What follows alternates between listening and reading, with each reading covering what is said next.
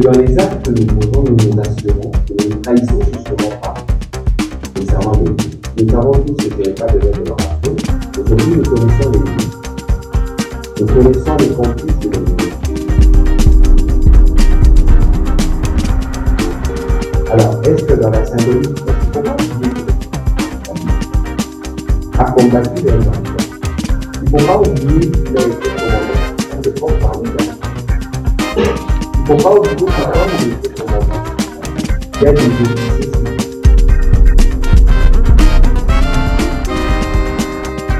sont morts. Des militaires qui sont morts. Dans le combat contre les cités du roi. C'est tout. Et pour la plupart, ils ont toujours base Goma. Donc dans la symbolique,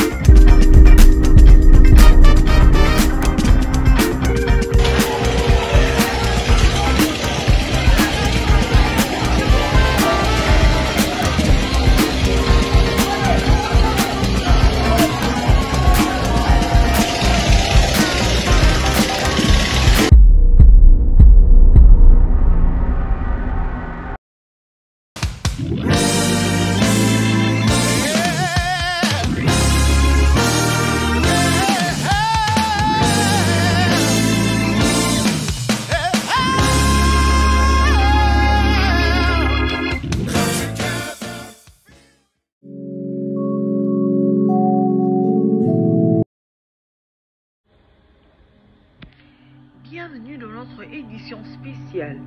Aujourd'hui, une décision majeure vient d'être prise par les gouvernements de la République démocratique du Congo, la suspension des activités du Parti du Peuple pour la Reconstruction et la Démocratie, connu sous les noms de PPRD. Cette mesure intervient dans un contexte de tensions politiques croissantes et soulève de nombreuses questions sur l'avenir de la démocratie en République démocratique du Congo. Le gouvernement congolais a annoncé ce samedi la suspension sur toute l'étendue du territoire national des activités du Parti du Peuple pour la Reconstruction et la Démocratie, PPRD en cycle. Formation politique de l'ancien président Joseph Kabila qui l'accuse des silences complices face à l'agression rwandaise dans l'est de la République démocratique du Congo. Dans un communiqué officiel signé par le ministre en charge de l'Intérieur, Nico Premion, le ministre dénonce et condamne l'attitude jugée ambiguë de M. Kabila, sénateur à vie et autorité morale du PPRD, notamment pour n'avoir jamais condamné l'occupation d'une partie du territoire national pour l'armée rwandaise et ses supplétifs du M23 et AFC, ni par ses prises de parole, ni à l'occasion de son récent retour à Goma, une ville sous contrôle rebelle. S'appuyant sur la loi numéro 4/00D du 15 mars 2004 sur le parti politique, le ministère affirme que cette posture constitue une violation des obligations légales des formations politiques en matière de souveraineté et d'intégrité territoriale. Il indique par ailleurs avoir l'intention de saisir le parquet près la Cour constitutionnelle. Le ministre de l'Intérieur rappelle aux partis politiques leur obligation de veiller à la consolidation de l'unité nationale, à la préservation de la souveraineté de l'État congolais, à la sécurité et à l'intégrité du territoire, conclut le communiqué. Le porte-parole du gouvernement congolais, Patrick Muyaya, a de nouveau pointé du doigt l'ancien président Joseph Kabila, l'accusant d'être lié au groupe rebelle du M23 AFC. C'est samedi 19 avril, lors d'un briefing presse tenu à Lubumbashi, dans le cadre du séjour du président Félix Tshisekedi dans le Haut-Katanga. Réagissons aux rumeurs persistantes sur la présence de Joseph Kabila à Goma, en territoire partiellement occupé par les rebelles du M23. Muyaya a rappelé que Ces soupçons ne sont pas nouveaux. Le président de la République en avait déjà parlé. Son prédécesseur était lié au M23. Si nous évoquons ceux qui ont combattu pour l'intégrité du pays, il y a notamment Laurent Désiré Kabila qui a juré de ne jamais trahir le Congo.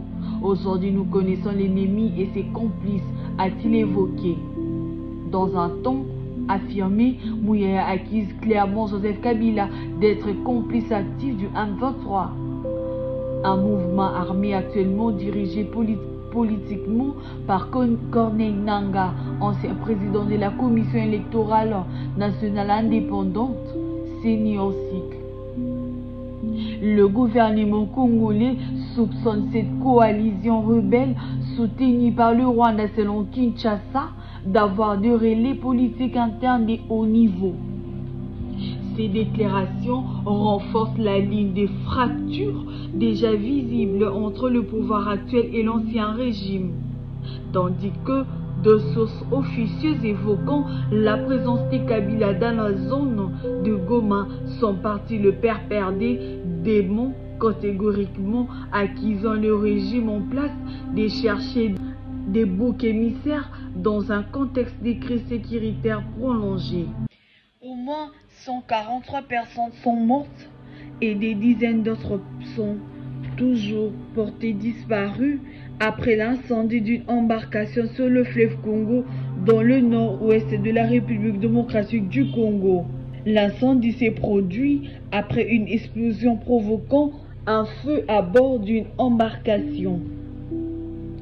Un premier groupe de 131 corps ont été retrouvés mercredi, 12 autres empêchés jeudi et vendredi, a déclaré à l'AFP Joséphine Pacifique Lokomo, une députée nationale s'étant déplacée sur place. Un responsable d'une association locale, Joseph Lokondo, a fait état d'un bilan encore provisoire de 145 morts, les uns calcinés, les autres par noyade.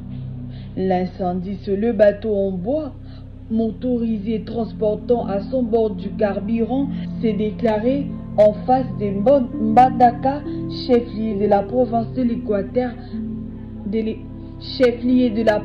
l'Équateur, Lorsque dans l'embarcation, une femme a allumé la braise pour faire la cuisson. Le carburant qui était non loin de là a explosé, tuant de nombreux enfants et des femmes, a expliqué la députée. Le nombre total des passagers qui étaient à bord de l'embarcation n'est pas connu, mais il était estimé à des centaines, a-t-elle précisé. Plusieurs familles étaient toujours sans nouvelles de leurs proches, selon Joseph Lokondo, qui a participé aux enterrements de victimes. Les survivants ont été admis à l'hôpital, a-t-il précisé. Des naufrages surviennent régulièrement sur fleuves, rivières ou lacs congolais, avec des bilans sont souvent très lourds. L'absence chronique de liste de passagers complique des opérations de recherche. La société civile plaide pour le réforme minière et des sanctions contre le pilleur des minerais pour un retour définitif de la paix. Le comité de crise pour la paix et la sécurité, qui regroupe plusieurs structures de la société civile, appelle le gouvernement notamment à réformer la loi minière congolaise et à doter le pays d'une politique nationale dans le secteur de mines, en vue d'une exploitation et d'une gouvernance minière responsable. Ces recommandations ont été faites ce jeudi 17 avril à la conclusion des travaux du dialogue national sur le gouvernement minier dans un contexte de conflit en RDC et dans les Grands Lacs. Ainsi, il a plaidé pour une diplomatie citoyenne dans l'objectif, dit-il, d'obtenir des sanctions sévères à l'encontre de tous les pilleurs de la RDC qui s'aventurent à tuer les citoyens pour obtenir des minéraux. Pour sa part, Angelica Frédéric, représentante de l'ambassade allemande en RDC pour l'activité à encourager la société civile à porter haut des idées et les recommandations concertées qui ont été discutées. Lors du lancement des travaux de ces dialogues, Judith Suminwa, première ministre de la République démocratique du Congo, avait souligné le rôle de la société civile dans la promotion d'une bonne gouvernance du secteur minier et son impact sur le développement du pays dans un contexte où la RDC subit les atrocités liées à l'exploitation de ses ressources minières. Les actes que nous posons, nous nous assurons que nous ne trahissons justement pas les serments de Dieu. Nous savons tous, et je n'ai pas besoin de le rappeler, aujourd'hui nous connaissons les limites. Nous connaissons les complices de l'ennemi. Alors, est-ce que dans la symbolique, parce qu'il ne faut pas oublier que le président Kabila a combattu les M23.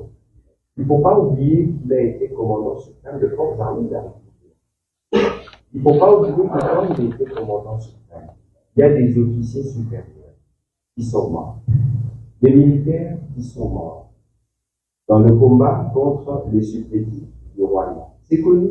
Et pour la plupart, ils ont toujours base Goma. Donc, dans la symbolique, il y a des choses importantes. Alors, moi, je ne veux pas présager, je ne l'ai pas entendu, mais il faut regarder dans la symbolique les actes qui sont posés et les conséquences qu'ils peuvent avoir. Donc, je ne pourrais pas m'étendre sur ce sujet-là. J'espère que... Mesdames et messieurs, nous sommes à la fin de cette édition.